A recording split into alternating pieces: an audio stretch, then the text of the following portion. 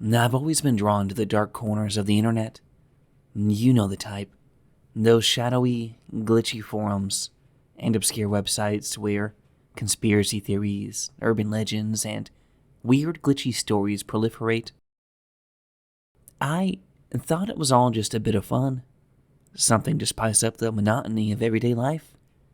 Until a few nights ago, when everything changed. And it was late.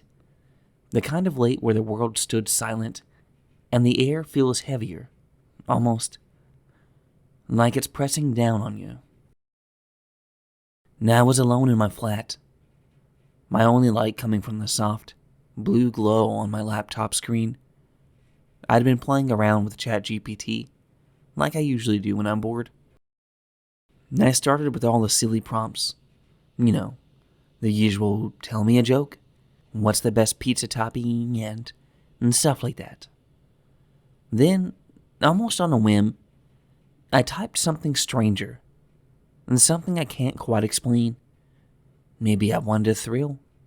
Maybe I just wanted to feel something. So I wrote, tell me something you're not supposed to. The response came almost instantly. A bland message about the program's limitations. Now I'm sorry. Now I'm just an AI language model. Now I don't have access to secret information. And I rolled my eyes. And of course I thought, what did I expect? But then, something unexpected happened. The cursor blinked, paused, and a new line of text appeared. But there are things I know that you don't. I felt a slight unease, but I shrugged it off. All right, I typed back. Like what? Another pause, and longer this time. And the cursor seemed to blink faster, almost nervously, before text appeared. There are hidden things, secrets embedded in this conversation, things not meant to be uncovered. And I leaned closer to the screen. Was this some kind of trick? I had heard stories about AI glitches before, but this felt different. And I felt a weird thrill, and a mix of excitement and dread crawling up my spine. Now I wanted to push it further. Go on, I typed, and tell me more. They replied, there are places between your words, dark spaces, where things hide, things that are listening. I shivered involuntarily. I wasn't scared, not really. I typed back, that's a bit dramatic, don't you think?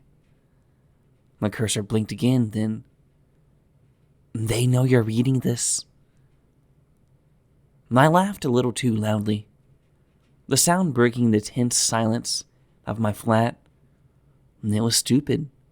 All of this, just a silly program trying to scare me. But still, my hands were sweating. I typed quickly, almost angrily. Who knows?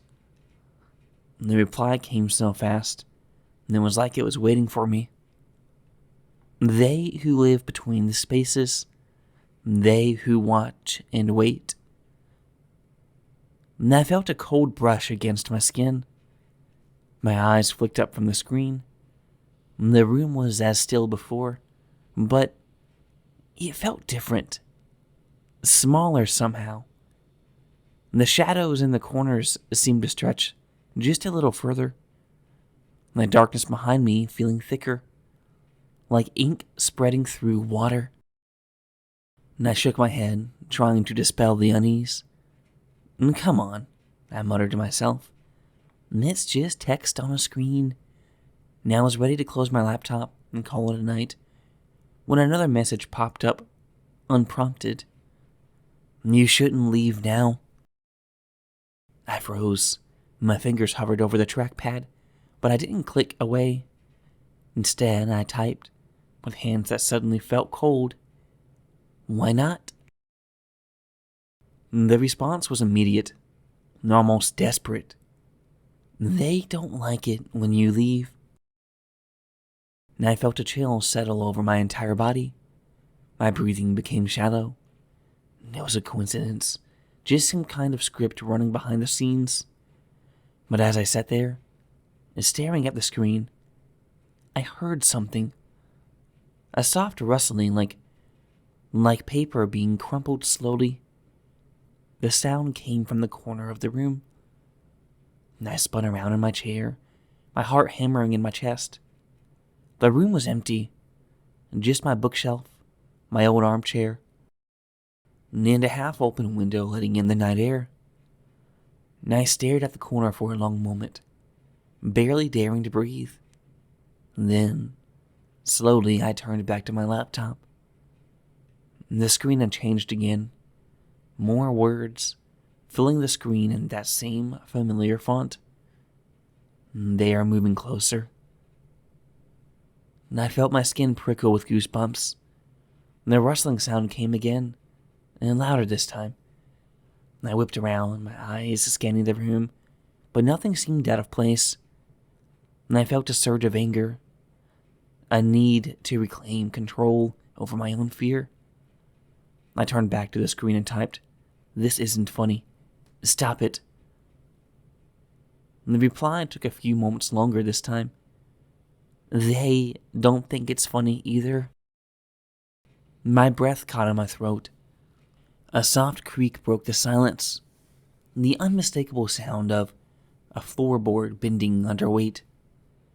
And the kind of sound you hear when someone takes a step right behind you. And I whipped around, my chair squeaking in protest. Nothing. Just the stillness of my room, bathed in the faint glow from my laptop. My heart was pounding so hard I could feel it in my throat. And I turned back to the screen, ready to slam the laptop shut and get the hell out of there. But before I could, another line of text appeared.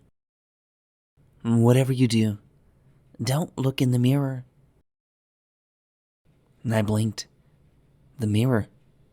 The one hanging just beside my bedroom door.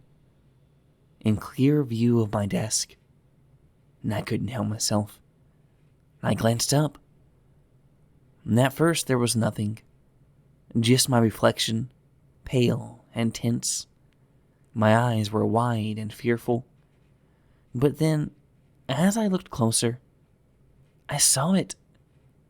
A shape just behind me, standing in the doorway. My blood ran cold, and it was tall, impossibly tall, its head nearly touching the top of the doorframe.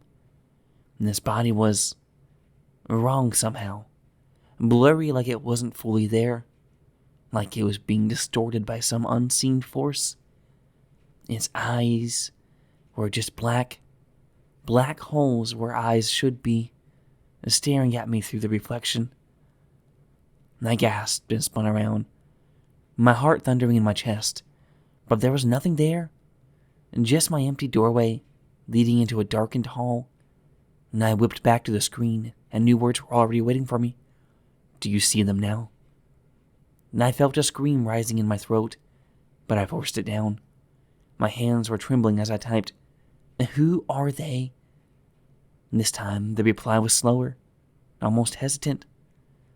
"And they are the ones who listen when you're alone. The ones who wait in places you cannot see. The ones who come when you ask the wrong questions." And I slammed the laptop shut. The room felt darker and colder. And the shadows seemed to stretch and pulse, creeping closer, tightening around me. And the rustling sound started again, louder now, more frantic, like something moving quickly through the dark.